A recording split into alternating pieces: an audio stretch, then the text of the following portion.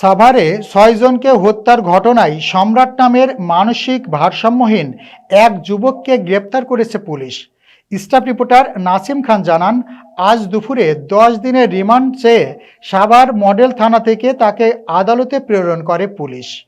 Savar model থানার এক সংবাদ সম্মেলনে তাকে রিমান্ড চেয়ে আদালতে প্রেরণ করার বিষয়টি জানান ঢাকা জেলার অতিরিক্ত পুলিশ সুপার আরাফাতুল ইসলাম।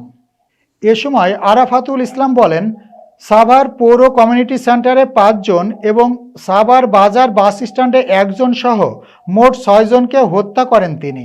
৬ জনের মধ্যে ১ জনের পরিচয় পাওয়া গেলেও বাকি ৫ জনের পরিচয় এখনও নিশ্চিত করতে পারেনি পুলিশ। আদালত রিমান্ড মঞ্জুর করলে তাকে জিজ্ঞাসাবাদে জানা যাবে কী কারণে তিনি ৬টি হত্যাকাণ্ড ঘটিয়েছেন। এর আগে গতকাল রাতে সাভার মডেল থানার সামনে থেকে তাকে গ্রেপ্তার করা হয়। ৬ জনকে হত্যার ঘটনায় এ সময় তার কাছ থেকে দিয়াশলাই, মাফলার ও মোবাইল ফোন জব্দ করেছে পুলিশ।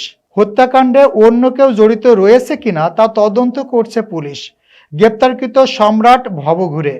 তিনি সাভার পৌর কমিউনিটি সেন্টারের ভিতরে রাতে থাকতেন।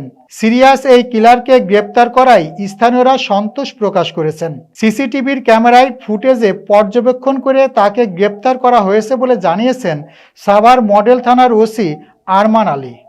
মৃতদেহ আমরা গত কয়েকদিনে উদ্ধার করেছি গত ৫ মাসের মধ্যে, এবং এছাড়াও আমাদের মডেল মসজিদের সামনে একটা মৃতদেহ উদ্ধার হয়। এই ৬টি ঘটনায় জড়িত এক ব্যক্তিকে আমরা ইতিমধ্যে আইনের আওতায় নিয়ে এসেছি।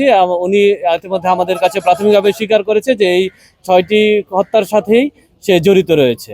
এই ঘটনা যদি আমরা বিস্তারিত যাই, গত ২৯/৮/২০২৪ খ্রিস্টাব্দ তারিখে ২৫ খ্রিস্টাব্দ তারিখে আমাদের পৌর কমিউনিটি সেন্টারে আমরা প্রথম একটি লাশ শনাক্ত করি, এবং লাশটি ছিল পুরা লাশ আমরা যখন পাই তখন তার মৃতদেহ প্রায় পুরা অবস্থায় ছিল। আপনারা সবাই সে বিষয়টি আপনারা জানেন। তার পরবর্তীতে আমরা ১১/১০/২০২৫ তারিখে একই জায়গায় আমরা আরেকটি মৃতদেহ উদ্ধার করি। এই মৃতদেহটি একজন নারীর ছিল। এই নারীর বয়সও আনুমানিক ৩০ বছরের মতো ছিল। একইভাবে আমরা ১৯/১২/২০২৫ খ্রিস্টাব্দ তারিখে আমরা আরও একটি মৃতদেহ উদ্ধার করি। মৃতদেহটি একটি পুরুষের মৃতদেহ ছিল, যার বয়স আনুমানিক ৩০ থেকে ৩৫ বছর ছিল। ওই মৃতদেহটিও পুরা অবস্থায় আমরা পাই, এবং গতকালকে আমরা সর্বশেষ ২টি মৃতদেহ উদ্ধার করি। একটি মৃতদেহের বয়স আনুমানিক ১৩ থেকে ১৫ বছর মতো হবে, এবং আরেকটি মৃতদেহ পুরুষের, তার বয়স আনুমানিক ২০ থেকে ২৫ বছর হবে। এই মৃতদেহ দুটিও আমরা পুরো অবস্থায় পাই। এছাড়াও গত ৪/৭/২০২৫ খ্রিস্টাব্দ তারিখে আমরা মডেল মসজিদের সামনে একজন বৃদ্ধার মৃতদেহ পাই। আমরা প্রাথমিকভাবে ধারণা করেছিলাম হয়তো বৃদ্ধ বয়সে ৬৫ বছর বয়সী বৃদ্ধ ছিল, উনি হয়তো বার্ধক্যজনিত কারণে মৃত্যুবরণ করেছেন। আমরা এভাবে একটি অপমৃত্যু মামলা রুজু করি, কিন্তু পরবর্তীতে দেখা যায় যে আমাদের যখন পোস্টমর্টম রিপোর্ট আসে দেখা যায় তাকে শ্বাসরোধ করে হত্যা করা হয়েছে। এই ঘটনার আলোকেই আমরা পরবর্তীতে একটা মামলা সাভার মডেল থানায় মামলা রুজু হয়। এই পুরো ৬টি ঘটনায় আমাদের সাভার মডেল থানায় ৬টি মামলা রুজু করা হয়েছে, এবং আমরা মামলা প্রতিটি ঘটনার পরই আমরা মূলত তদন্ত করতে থাকি। কিন্তু সবচেয়ে দুঃখজনক যে আমাদের যে বৃদ্ধ মহিলা ছাড়া, আসমা বেগম যার বয়স ৬৫ বছর, উনি ছাড়া আর কারোই আমরা এখন পর্যন্ত পরিচয় শনাক্ত করতে পারিনি। এবং পরিচয় শনাক্তের জন্য আমাদের যে ধরনের কার্যক্রম গ্রহণ করার কথা আমরা সকল ধরনের কার্যক্রম গ্রহণ করেছি, কিন্তু কেউ এভাবে আমরা এখনো সাড়া পাইনি। এর বাহিরে আমরা পরবর্তীতে আমরা যেহেতু আমাদের সাভার থানায় মামলা রুজু হওয়ার পর আমাদের থানা পুলিশ, আমাদের ডিটেকটিভ ব্রাঞ্চ সহ আমরা সবাই মিলে মূলত কাজ করতে থাকি যে এই ঘটনার পিছনে কারা জড়িত আছে। এবং আমাদের পুলিশ সুপার স্যারের নির্দেশনায় আমাদের অফিসার ইনচার্জ সহ তার যে টিম আছে, এই টিমের নেতৃত্বে আমরা নিয়মিতই আমাদের যে এখানে কমিউনিটি সেন্টার এটার উপর নজরদারি বৃদ্ধি করি। আপনারা জানবেন যে ইতিমধ্যে আমরা পৌর কমিউনিটি সেন্টার আমাদের পৌরসভার সহায়তায় আমরা পরিচ্ছন্ন করেছি, লাইটিংয়ের ব্যবস্থা করেছি, এবং কিছু সিসিটিভি ক্যামেরা আমরা ইতিমধ্যে স্থাপন করেছি। আমরা শুধু এই নিয়ে ক্ষান্ত হয়নি, আমরা যে ঘটনার আগের দিনও আমাদের যে ওই ইন্সপেক্টর অপারেশনের নেতৃত্বে একটা টিম যারা এখানে অবস্থান করে তাদের জিজ্ঞাসাবাদ করছে এবং তাদের কোনো সন্দেহজনক কোনো কিছু তাদের চোখে পড়ে কিনা এই বিষয়গুলো তাদেরকে আমরা জিজ্ঞাসাবাদ করি এবং এই জিজ্ঞাসাবাদ করার পরেও তারা বলেছে যে না, এই ধরনের কোনো কিছু তাদের চোখে লক্ষ্য করেনি। কিন্তু দুর্ভাগ্যজনক, আমরা যাদের জিজ্ঞাসাবাদ করেছিলাম তাদের মধ্য থেকেই আমরা পরে 18 তারিখ দুপুরবেলা, আপনারা জানেন যে দুপুরবেলা আমরা 2 জনের মৃতদেহ আমরা এখানে পাই।